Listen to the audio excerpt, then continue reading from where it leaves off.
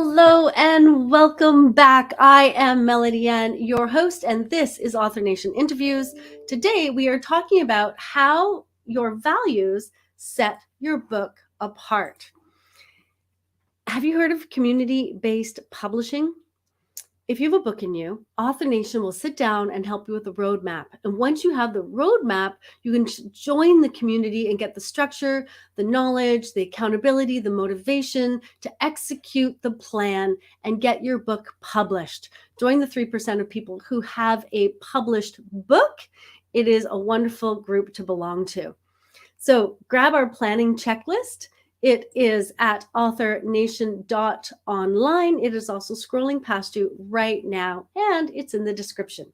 All right, our guest today, Deborah Reynolds, is a speaker, author, business coach, consultant, transformational leader, and image expert, specializing in getting you noticed, known, and remembered for all the right reasons. Deborah offers over 32 years of business experience to help her clients change, renew, empower, and transform themselves and their businesses from the inside out and head to toe. It is important to create a good first impression, but it's essential to create a great lasting impression, says Deborah. Deborah Reynolds is the co-author of 3 books: Wake Up, Live the Life You Love, Living in Clarity, Inspired Style, and The Silver Lining of Cancer. Let's welcome Deborah. Hi, Deborah. How are you today? I'm doing great, Melody. It's beautiful to be here. Wonderful. I'm always curious because, growing up, I never thought about being an image expert. It never crossed my mind that was, something I could do. I think it's because I never felt like I'm not very good at putting things together. And so I'm really curious, how did you get started on your path to being an image expert?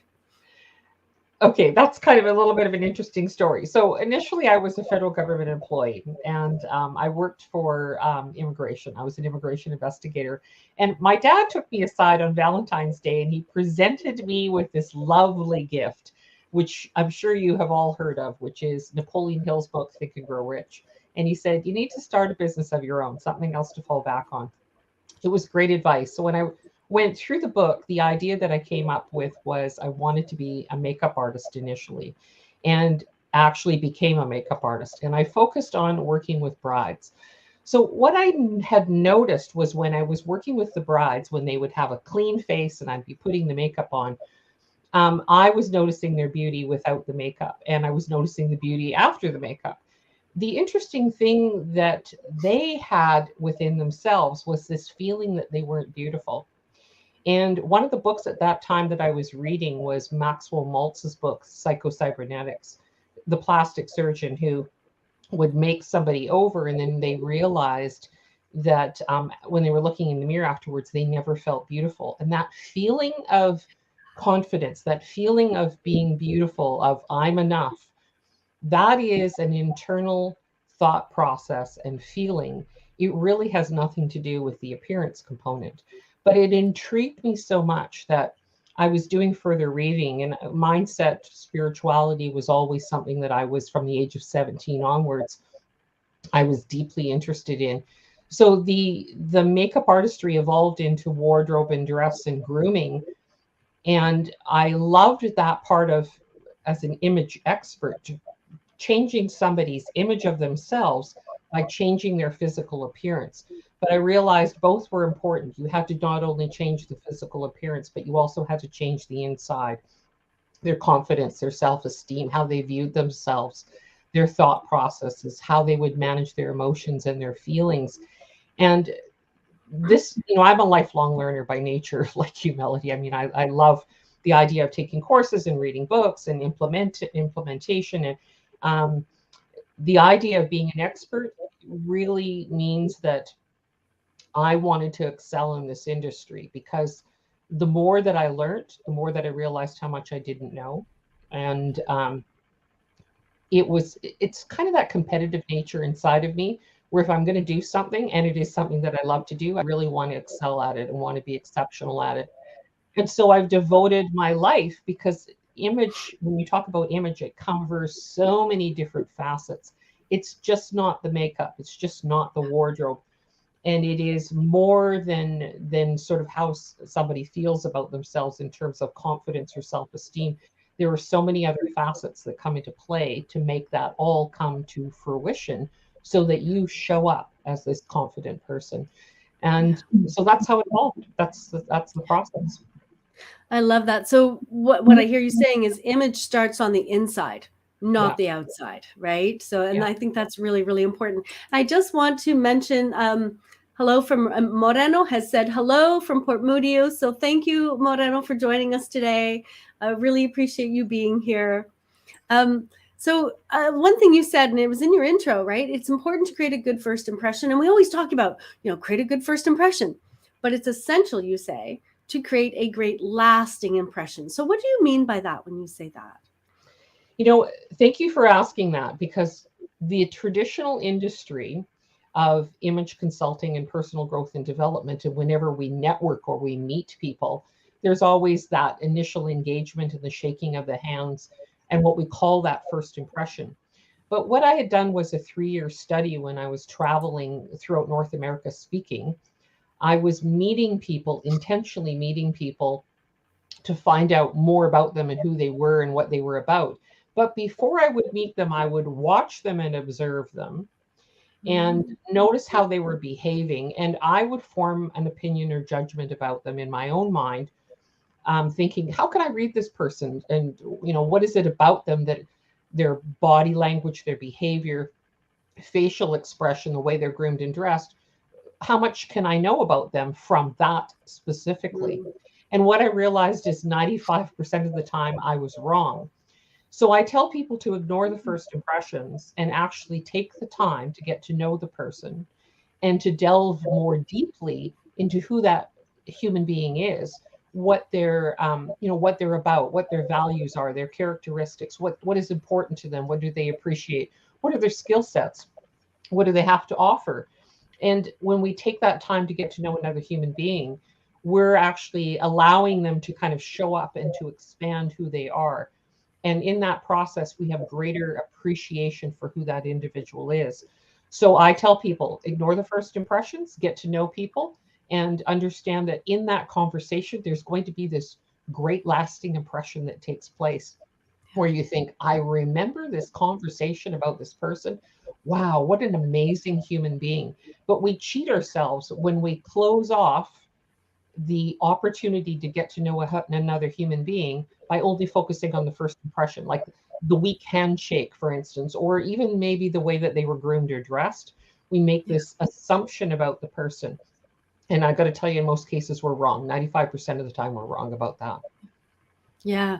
Okay. So, and I really love where we're going with this. And I was going to talk about this a little later, but I really want to jump in right now on this, because you talk about, really getting to know a person and really delving into their character and their values. And when I think that when you're writing a book, what you're doing is you're expressing all of that to the reader so that they can get to know you. So can you just kind of shift that over to, and you've co-authored 3 books, right? So when you're writing, or if you were speaking to authors, which we are speaking to authors at the moment, and you're saying, look, there's 100 books on parenting, and there's 100 books on image, and there's 100 books on any topic you pick. But when we talk about our values and we bring our real personal self rather than just downloading information, it can really transform the book, not just for ourselves, but for the reader. Can you elaborate a little bit on how you see that pulling together? Yeah, absolutely. What I find is that I want to get to know the author. I want to really know what was their life experience, which is their story. And when people are sharing their story and their life experiences, the good and the bad experiences, and the revelations that come from that, the awareness of some new point of view, new experience, a new aha moment that comes out of that, the life lessons that come out of those experiences, it actually helps the reader and the audience to go, wow, that's me. I'm actually now connecting with the author, because we think that when we go through difficulties or challenges in life, We think that we're unique and we're the only ones going through that experience. The idea is that when we know that somebody else has gone through some major challenges or difficulties, we suddenly realize, wow, there's somebody else, or there's a lot more people that have gone through those experiences. So we now realize there's a tribe of us, there's a community of us that walk this path. And so the beauty of being an author is that you have this opportunity to shape someone or to share an experience, a point of view, a perspective, lessons, gifts, and opportunities that are now available for the reader. And so, what I find is that people can go through life and they can stumble through life and they can experience a lot of difficulties in life.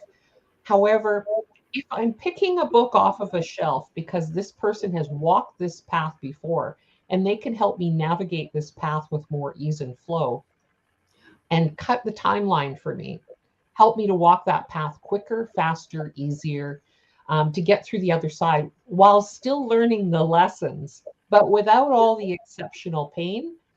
I mean, that's going to be a grabber for me. I'm going to take that off the shelf and I'm going to absorb it. So, I mean, essentially, that's what it is. And I mean, the values of the book are really important. This requires that an author be truthful, authentic, vulnerable, that they're willing to share some of the dirty stuff, because people do want a story, but they want the experience and they want a little bit of the drama. They want a little bit of the excitement. They want to be entertained, which is part of the process. And I mean, most of these authors are going to also want to speak. So they're going to want to share their book on stage or to an audience or in a course format, to be able to say, these are my life lessons, this, and this is my perspective and why I have this perspective and how it can serve you going forward. So I view the author as the person who can provide an amazing opportunity for the audience to navigate through life with more ease and flow. Yeah. I love that. I love that. And Deborah, Belinda Murphy has said that she loves the idea of a lasting impression, and a first impression may just be window dressing.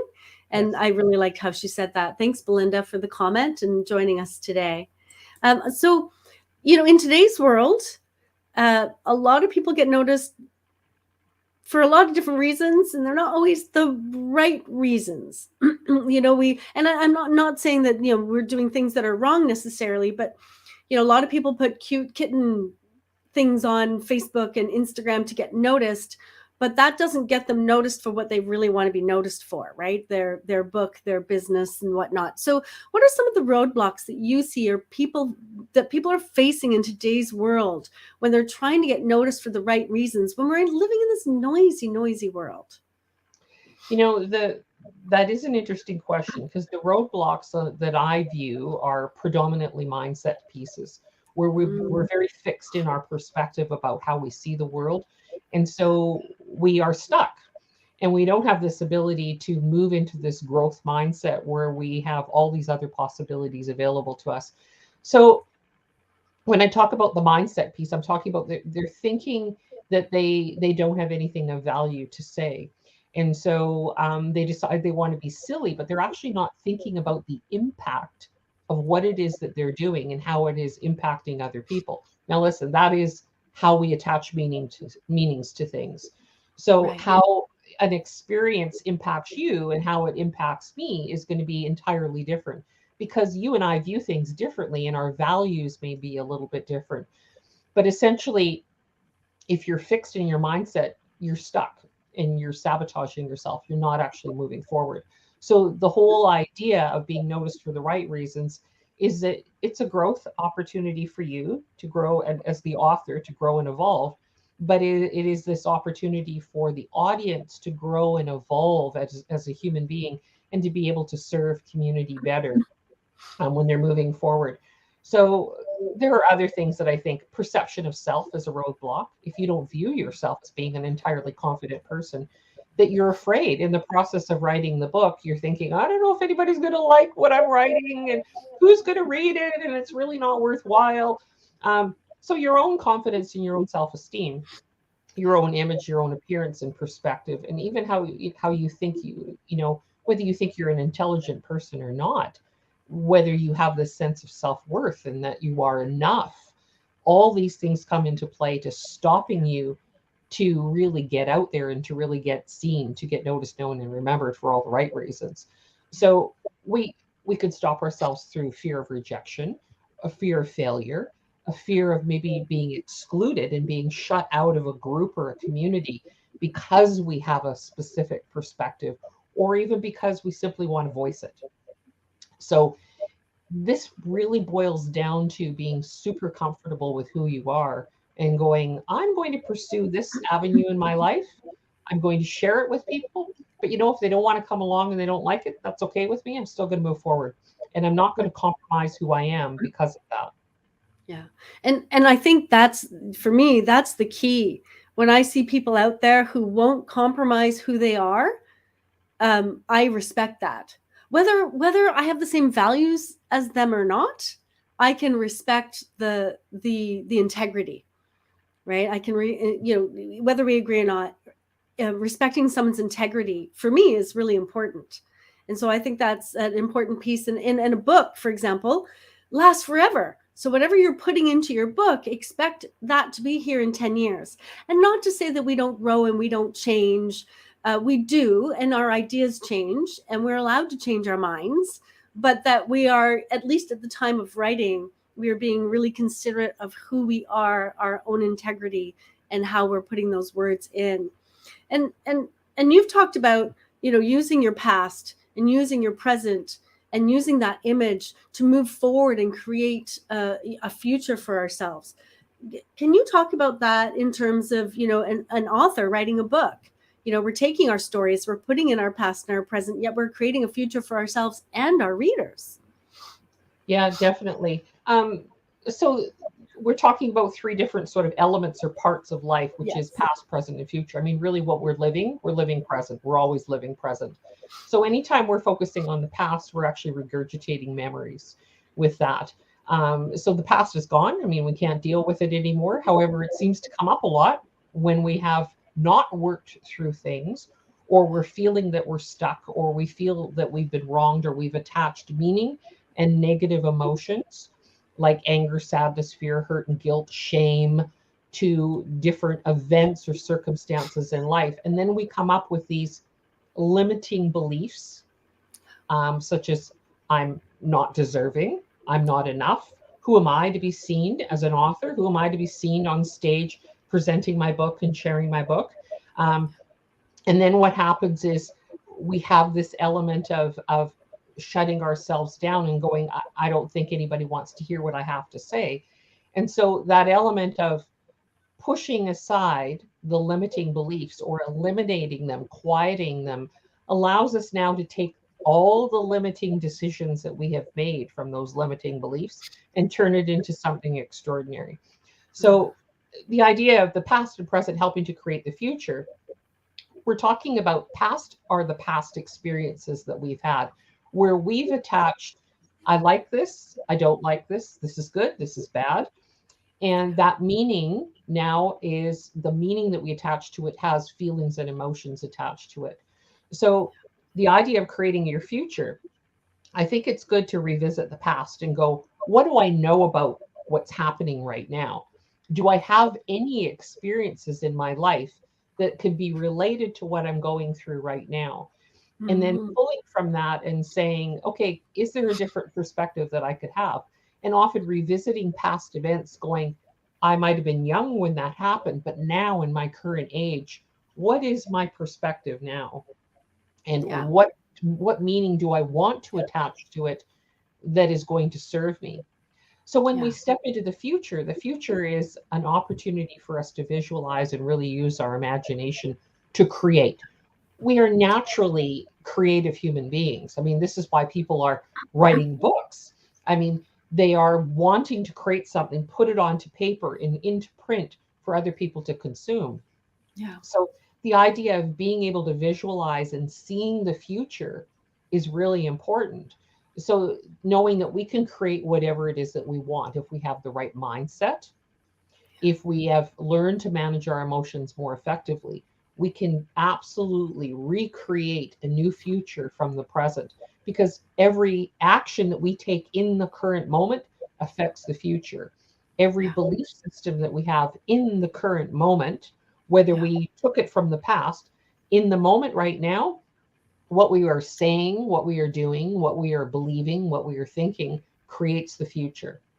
Yeah. It's Yeah. like the manifestation process. So the Yeah. idea is a lot of those things will happen with an unawareness. They just sort of evolve and happen, and we go, why did that happen? Why am I experiencing this now?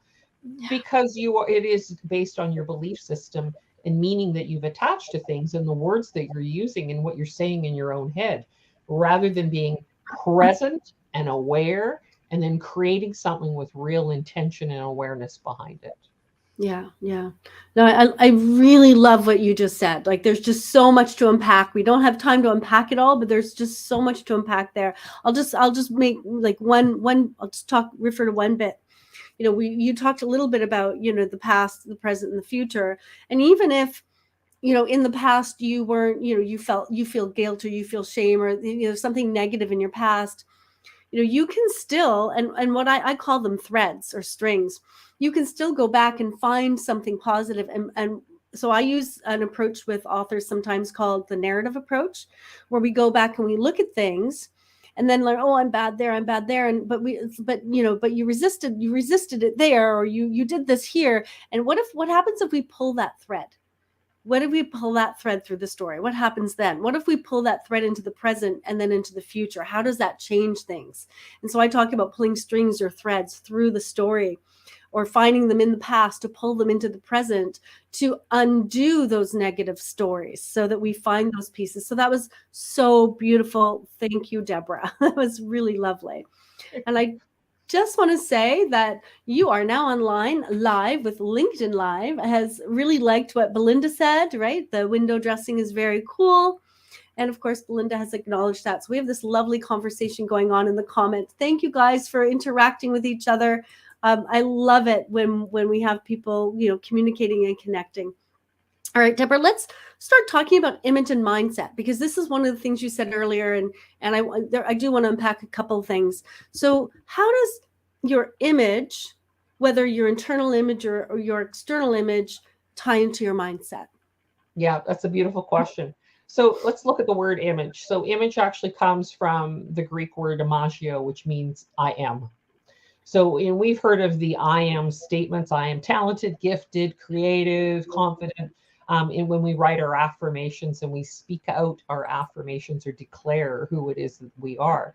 But I want you to think of I am as being equal to I will be whatever I need to be moving forward.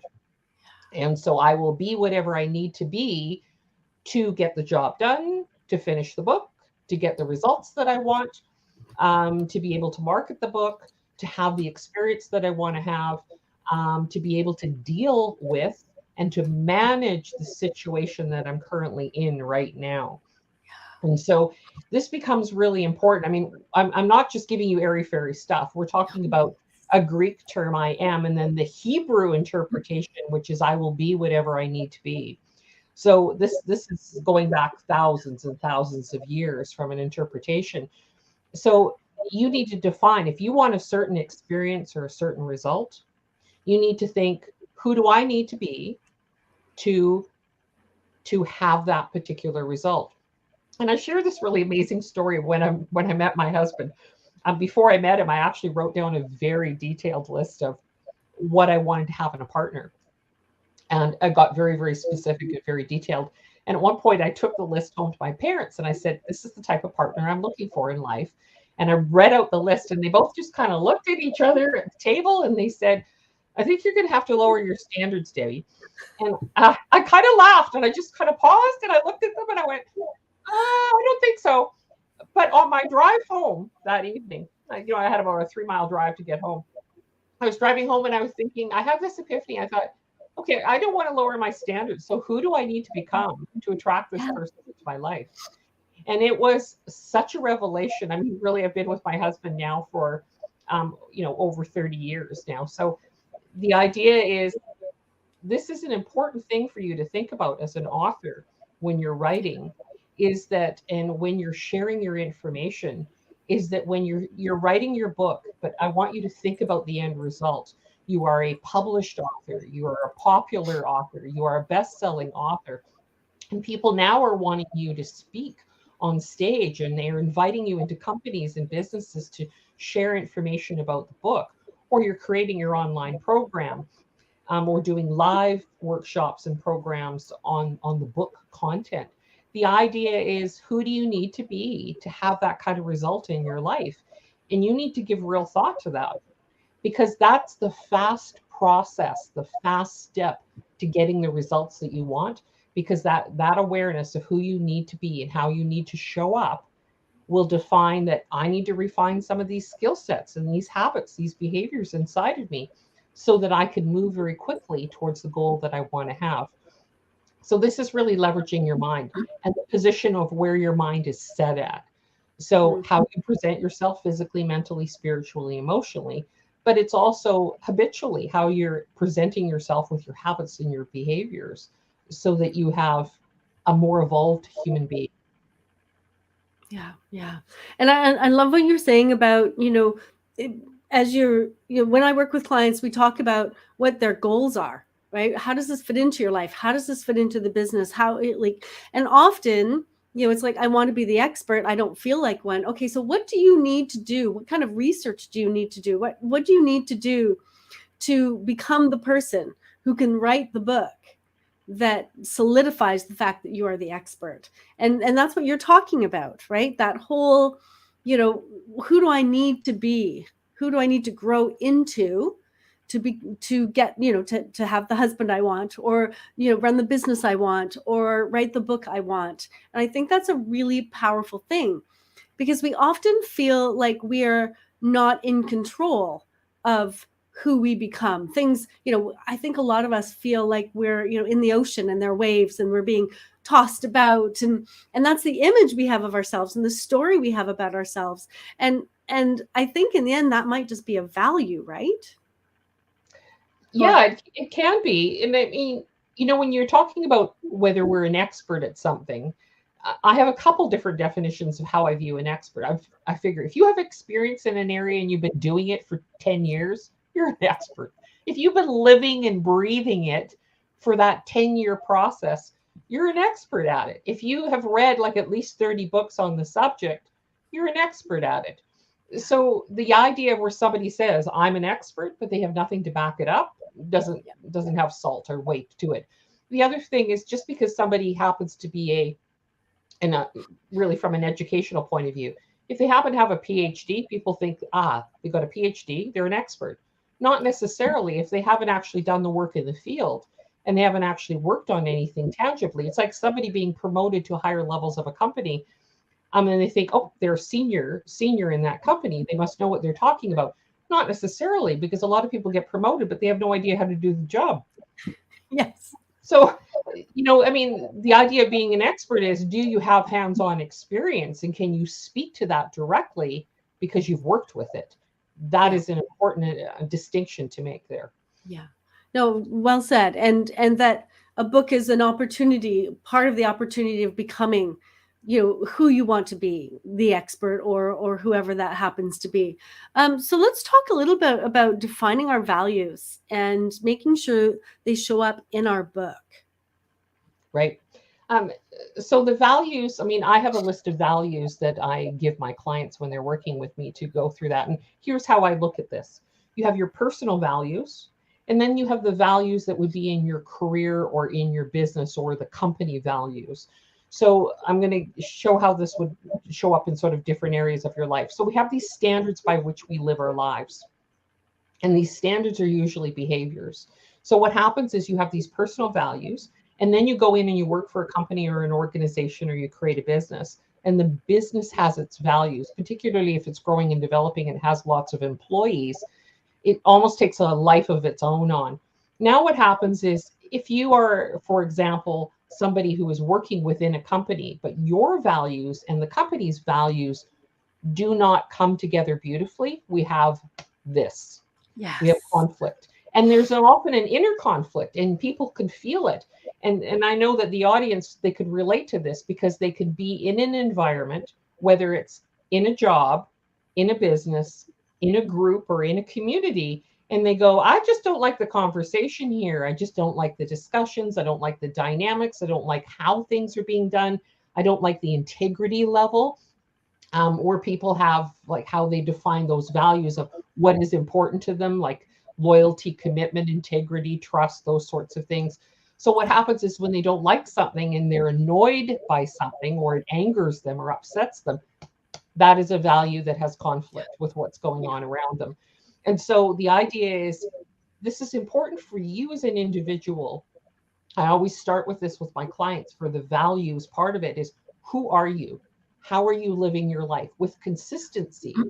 And because if you know what your values are, that is how you make every single decision in your life, every decision. And decision making then becomes really easy if you're living by the highest values. And, as a speaker, when I was traveling, I was talking to HR personnel on a regular basis. And what I had found was there was 4 values that were missing in the workplace environment, which is loyalty, commitment, integrity, and trust. Loyalty, commitment, integrity, and trust. Those 4 values. They were very hard to define in a workplace environment, but also hard to define even in an interview situation. So those values are really important values for you to have in your own life, to be loyal and committed to yourself, to the people in your life that are important to you, your family, and to be maybe loyal and committed to the project of completing the book and getting the book out there and getting it seen and the visibility on the book, but committing to your message. And this also requires the loyalty, the commitment, the integrity, which is doing it in the right way with authenticity and valuing other people, and doing it by not causing harm, but adding value. And then you're doing it with great trust. So trusting yourself, trusting other people, having faith in yourself as a human being. So those values become really important. So the question that the audience needs to ask, the authors that need to ask, are, what are the things in my life experiences? What upsets me? What annoys me? What angers me? Because those are the values that are compromised and are butting up against your own personal values. And I think sharing your own values of what's important to you in the book becomes very important. Yeah, absolutely. I love that. Thank you. And I've had times in my life where something's happened and I've realized that 2 values come up and I have competing values.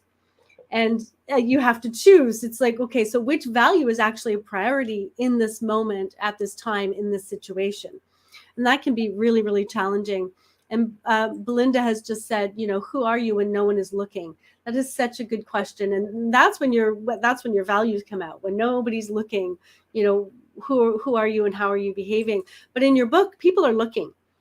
People are looking. And trust me, when I read your book, your values shine through. So if you can make that an obvious piece to yourself, you will write a better book, right? That's what I believe, that you're clear on your values.